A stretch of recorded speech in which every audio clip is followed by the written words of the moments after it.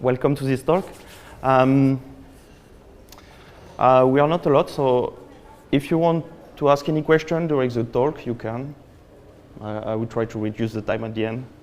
I'm going to present you some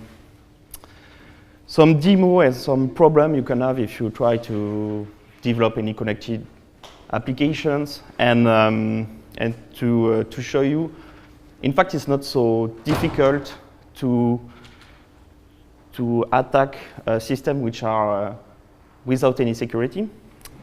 And I'm a software developer, so I'm not a security researcher or security consultant. So it's really all the stuff I'm learning day to day because I'm working on IoT systems and I need to plug device to cloud, and at some point as a developer, I need to put security inside my design. So I need to learn a lot of different things about security. So what I try to compile here is all the little tricks and the little things I have learned as a developer. So if you are trying to connect objects, you can start faster. So I work for Sierra Wireless. So I'm a software developer, as I say. My main job is to develop protocol stack between device and server. So I'm also involved in some Eclipse IoT projects like Leishan, Californium, and Wakama, which are basically protocol stack for IoT.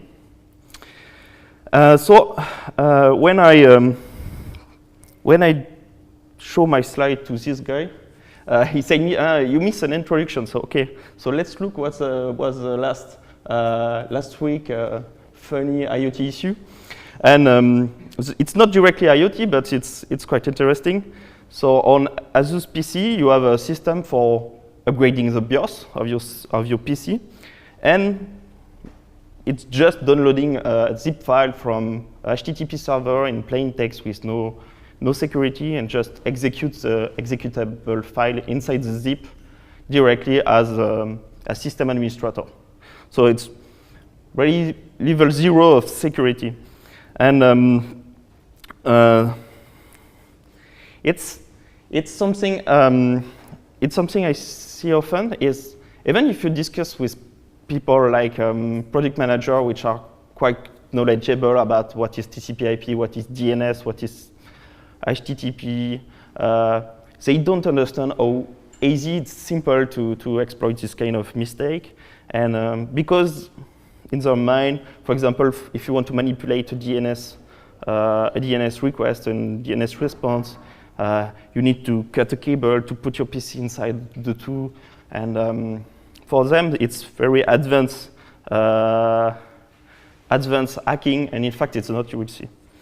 And also, it's very simple to have minimum security. For in case of Asus, just using HTTPS and maybe get a signature on the file, it would not be so difficult. You have everything in open source for doing that. So so base problem is network security. So this is my demo setup. So this is my PC. It's going to be the attacking PC. This is my IoT device. It's a Raspberry Pi.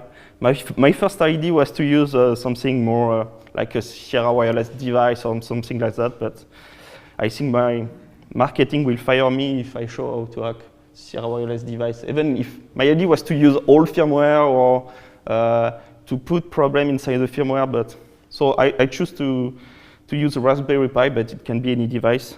And this is just my PC routing all the packet to the internet, and this one is just a switch for connecting everything.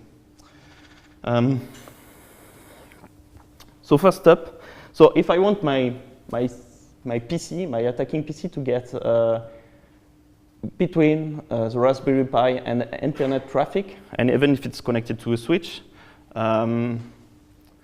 it's not difficult. At first time, you'd say, I need to unplug the Raspberry Pi to put it on my PC and to plug again with a second interface my PC back to the network. In fact, no. So you have the Raspberry Pi sending all the packets to the internet through the router, and the attacking PC, which is on different Ethernet port. It can be also a Wi-Fi network. It's not so different.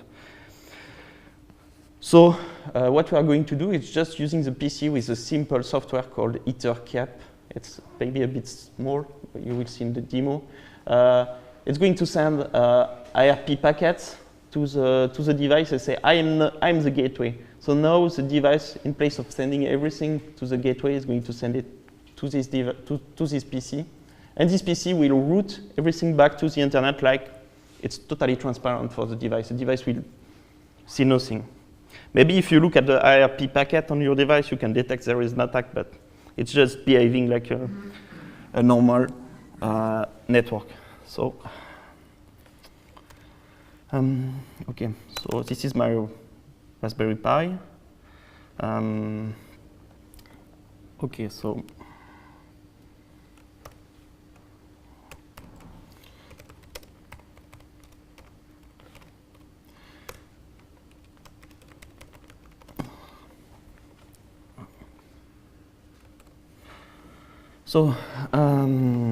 this is a very complex software. It's a software called CoAP. You have a lot of modules for creating different attacks out of the box. It's very simple to use. You can look at the internet, a lot of tutorial. So activating bridging, blah. And I try to find all the hosts on the network. So this one is the Raspberry Pi, and this one is the router. So up, I say this was target 1, target 2, AP poisoning. What I want to do is to sniff remote connections. And it's done, so let's run.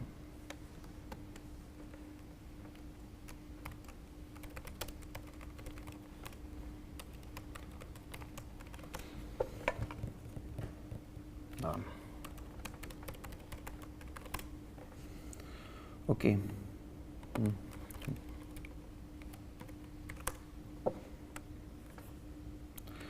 So if I do capture of all the Ethernet, I say port.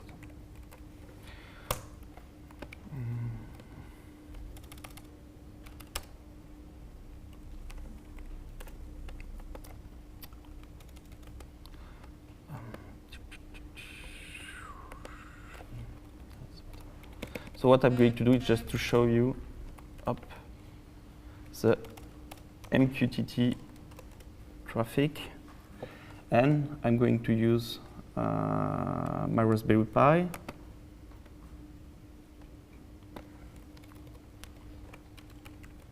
So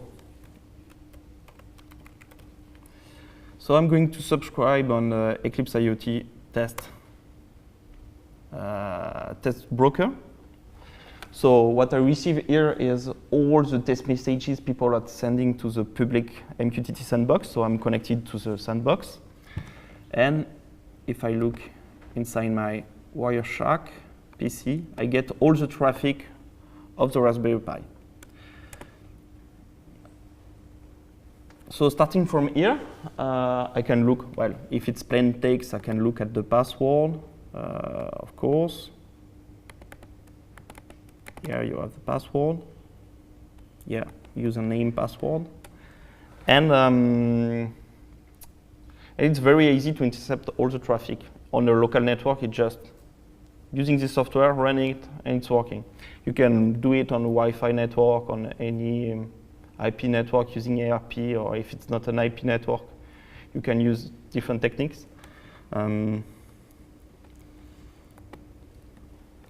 So it's quite simple. You don't need to touch any cable, to touch any configuration of your PC.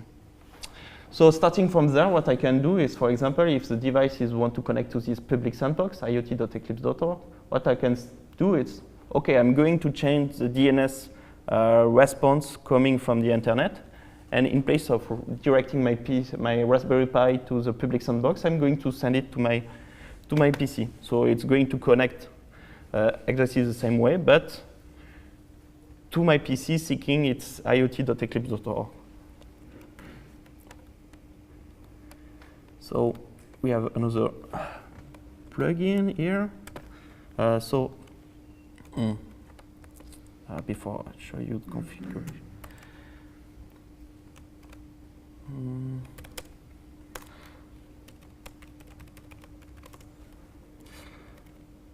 So you have a file. So yeah. So on EtherCap, you have a file for putting your own DNS record. So for example, iot.eclipse.org, I'm putting the IP address of my PC. So if you do that, EtherCap is just going to intercept any DNS request and send the value from this file. Okay, so DNS spoof. So I'm activating the plugin. Okay. So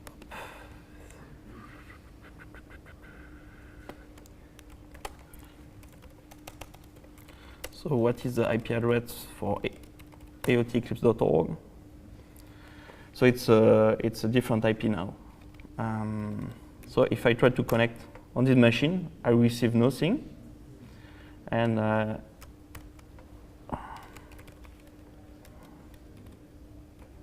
so if I publish on my local instance of MQTT server, which I'm local host,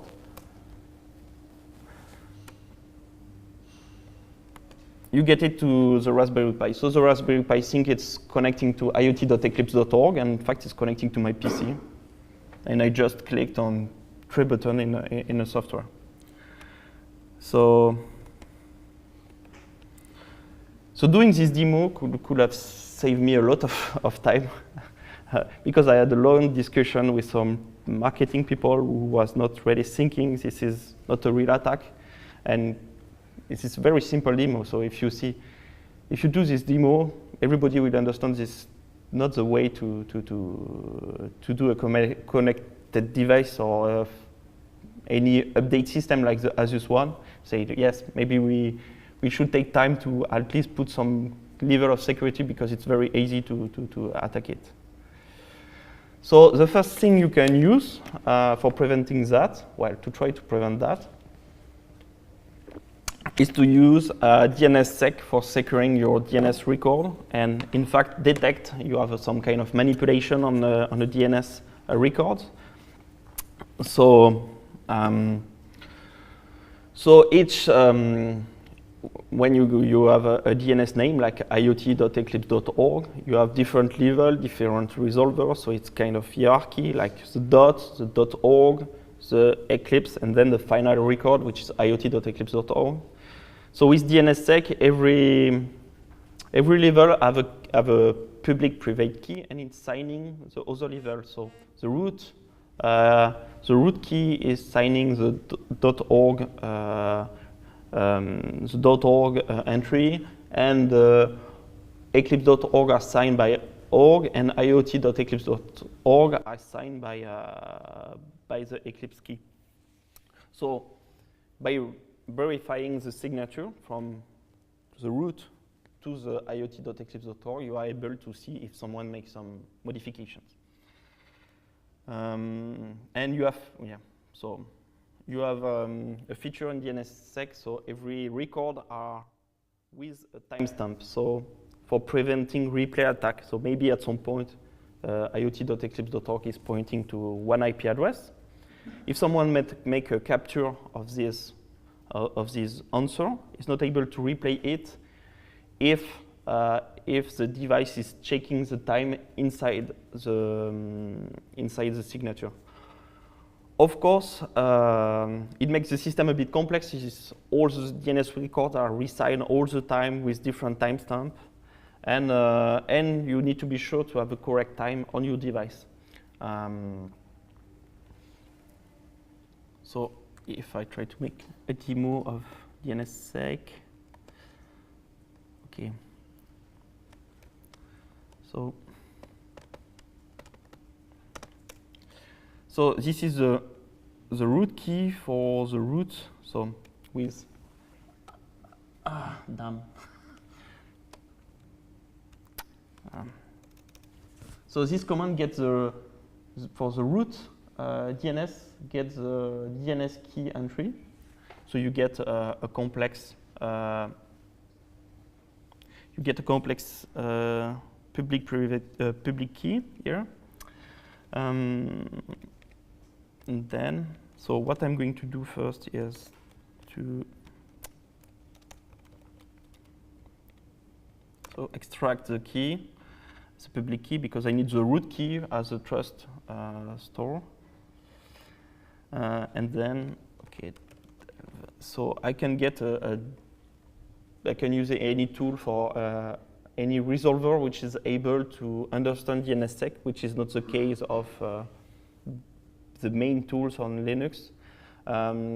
If you want a resolver in Java, you have a Eclipse IoT project called Tiaki, which is resolver in Java. So you can use that for querying DNSSEC record.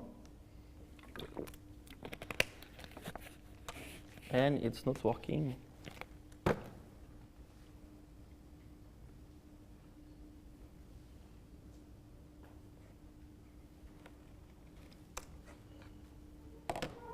Damn, I lost internet. No?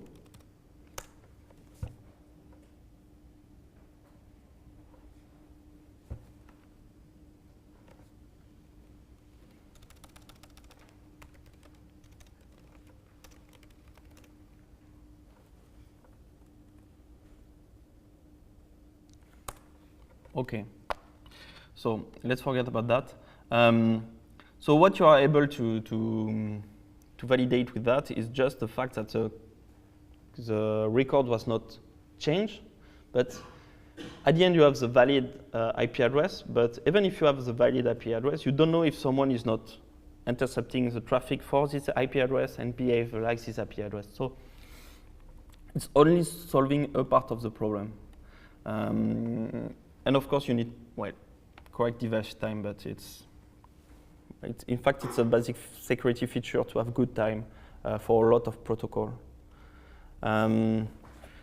So what we use in place of DNSSEC, DNSSEC is not used a lot. For example, if you look at google.com, is not signed using a DNSSEC entry. If you look at a lot of websites, it's not signed using a DNSSEC entry. Even eclipse.org is not signed. So what we are supposed to use is to use TLS, so SSL, HTTPS, and get an unchecked failure if the device comes with not the correct credentials. The server is not the correct server.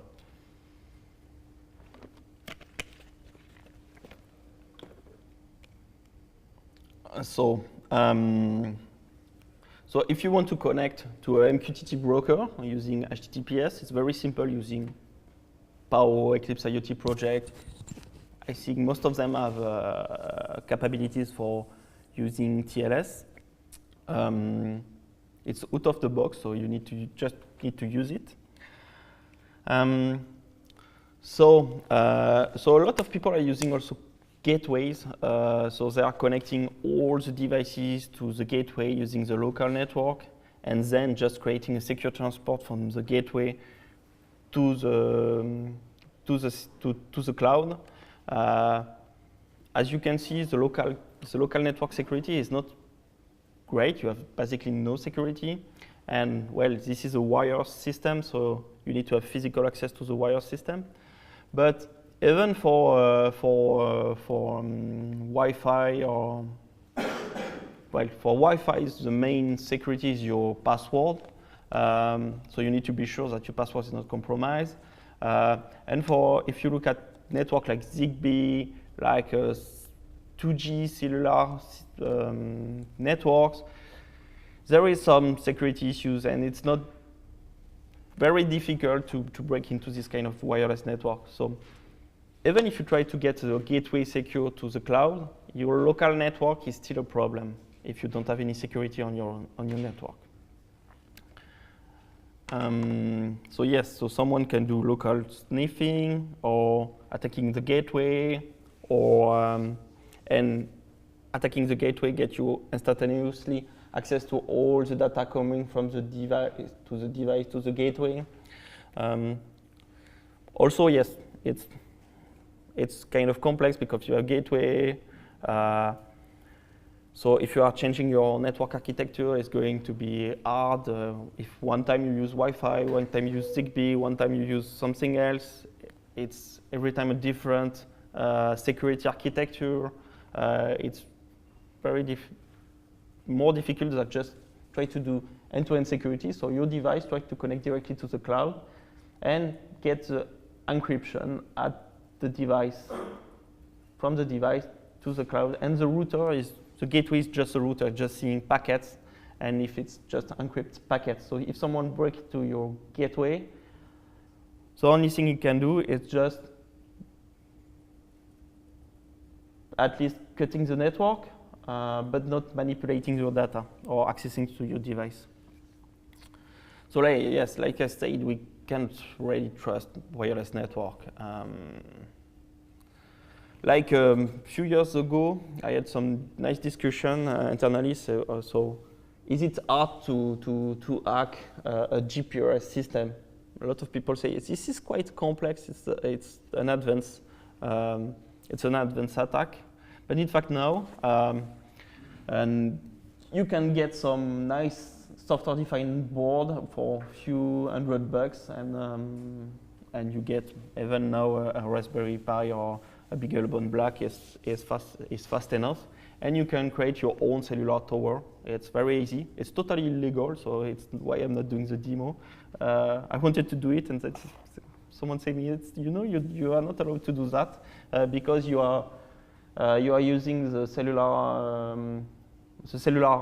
wireless band, and this is protected. You are not able to put anything on that.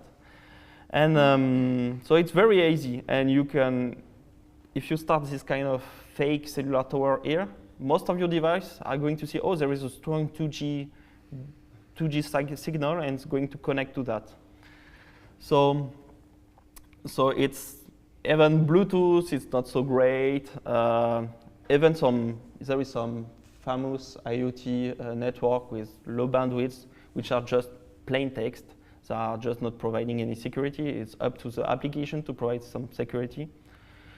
So, and the standard, for example, was the Zigbee standard was done a few years ago, or the 2G standard is so old, and now it's impossible, nearly impossible to upgrade the security.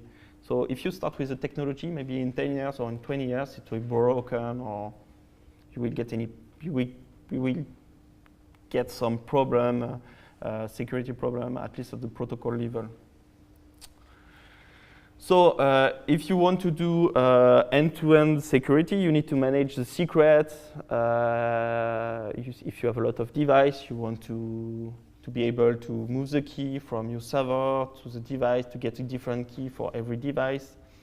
And it need to be unique across device, of course. You don't want someone to break into one of your devices to get access to all your fleet. And also, if you are producing devices, which is the case of Sierra Wireless, we are producing devices in a factory, but it's a contractor. So you're seeding your devices with the first key in the factory, but the factory is a contractor. So you don't want to have some liability between you and your contractor for security issues. So it's great to have a way to change the key after factory and to upgrade the key, of course, if you have any security problem or you need to change your algorithm, you want to upgrade it.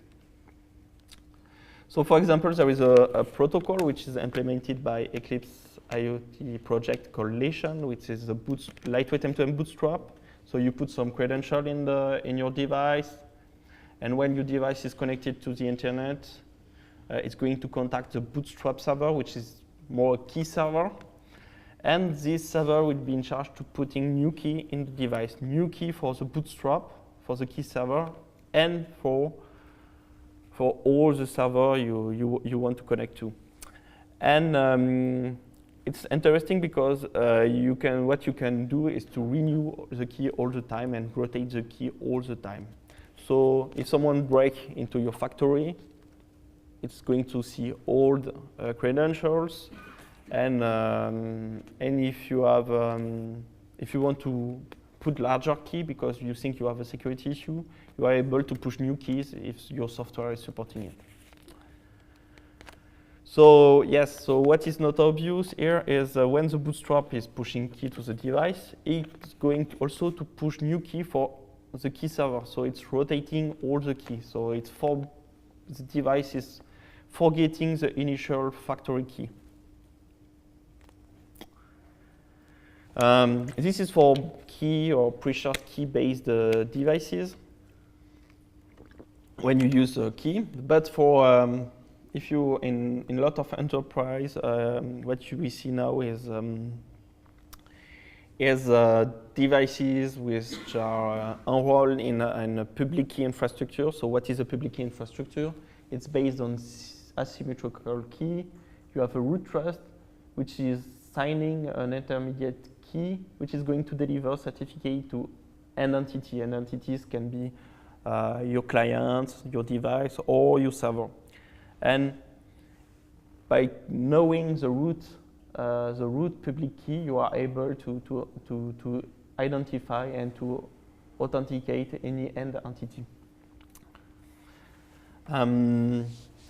This is the way you verify a certificate. So you have this root trust, and this root trust is generating, is signing the key from the intermediate key, and the intermediate is signing the end entity.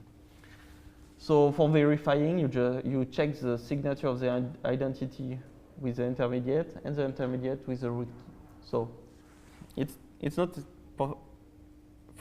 easy to get at start, but you are all the software for doing that already done. But the problem today with using this kind of scheme is for devices, for IoT devices, which need to be enrolled into this kind of trust infrastructure. We don't have the protocol for enrolling. So what is enrolling here is a device generate keys, ask a certificate request to the certificate authority, and the certificate authority send back the key back to the device. And the private key of the device is never traveling the network. It's totally different of what I show you is lightweight M2M Bootstrap, or the Bootstrap server is sending keys to the devices, sending credential, password to the devices.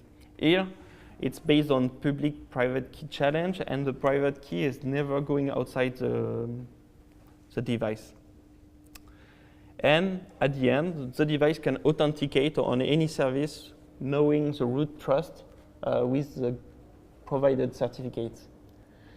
So there is a lot of outgoing effort for standardizing enrolling on PKI, but none are really working today with constrained devices and constrained network. Like if you went to the LoRa network, the Sync network tutorial, this kind of network is a very small packet, and on this kind of very small packet, it's very hard to get all TCP, HTTP, and sending a big certificate on this kind of network. We don't have today the standard protocol ready. So it's something we are starting to work on,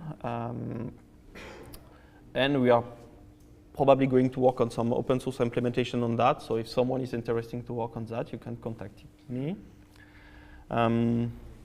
So yes, I'm a bit late. So firmware download. So as you can see with as this example, you're just downloading a file from the internet, which is plain text. So you can have the same attacks using EtherCAP, where you are just redirecting the device to your HTTP download server. which is sad. It's very easy to put a signature and a protection on this kind of this kind of file. You have a command with open source software which is called OpenSSL, and you have a CMS command which is support for signing and authenticating file, and it's very simple to sign your file. So you download this file, you sign, you check this, the signature, and you know if someone put another file inside the zip file. I can do demo quickly.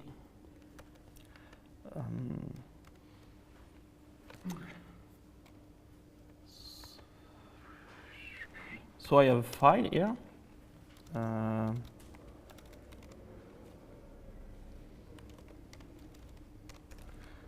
So the content is file to sign.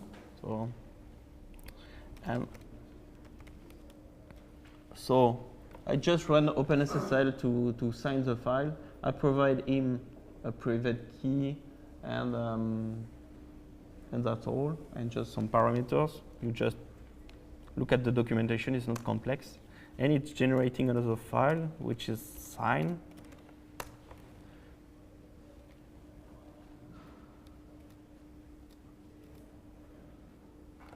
What I'm generating here to sign.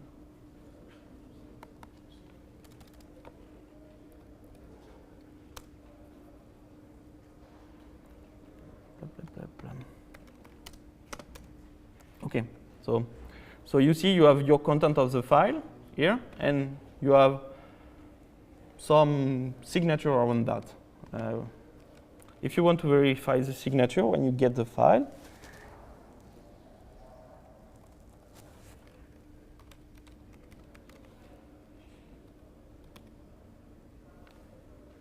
okay.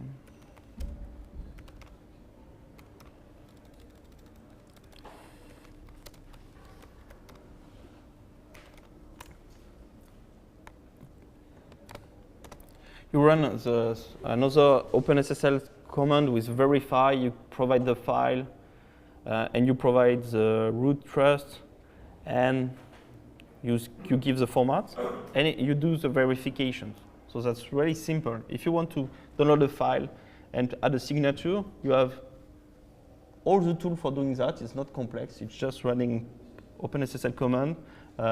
You can also use GPG if you prefer. It's a bit more complex, but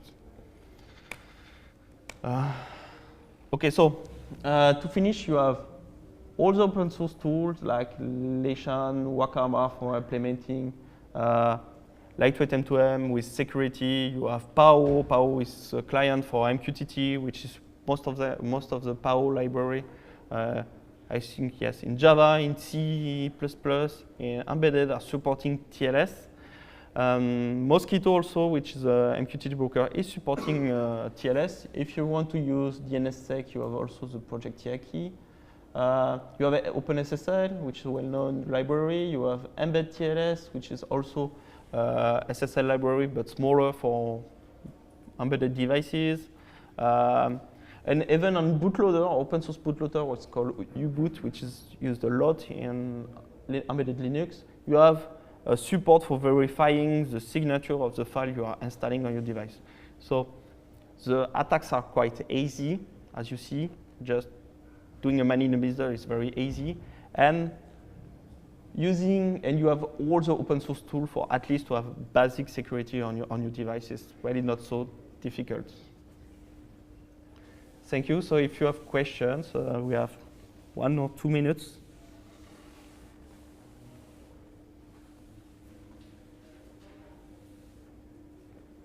Okay, so thank you.